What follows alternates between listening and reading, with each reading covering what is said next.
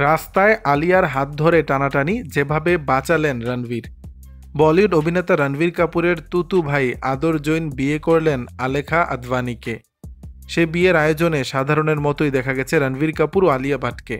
সেই বিয়ের অনুষ্ঠানের পর রাস্তায় ঘুরতে বের হয়েছিলেন রণবীর আলিয়া দম্পতি। এক পর্যায়ে আলিয়ার হাত ধরে টানাটানি শুরু করেন তার অনুরাগীরাও। সামাজিক যোগাযোগ মাধ্যমে ছড়িয়ে পড়া এক ভিডিওতে দেখা যায় আলিয়ার বাহু ধরে টানাটানি করতে থাকেন বেশ কয়েকজন নারী অনুরাগী। আর আচমকা এমন পরিস্থিতিতে রীতিমতো বিমূঢ় অভিনেত্রী।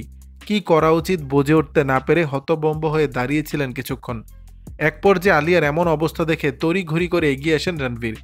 স্ত্রীকে অনুরাগীদের এমন পাগলামির হাত থেকে রক্ষা করেন তিনি। এক হাতে আগলে নেন তাকে, অন্য হাত দিয়ে তাদের চারপাশে জমে থাকা ভিড় সরিয়ে এগুতে থাকেন। কিন্তু রণবীরের এই আচরণ নিয়েও নাকি সমালোচনার মুখর নেটিজেনরা। তাদের মতে ভিড় সরানোর সময় রণবীর এতটাও রুক্ষ না হলে পারতেন। তিনি যে বিরক্ত তার প্রকাশ করেছেন তার চোখে মুখে স্পষ্ট ছিল।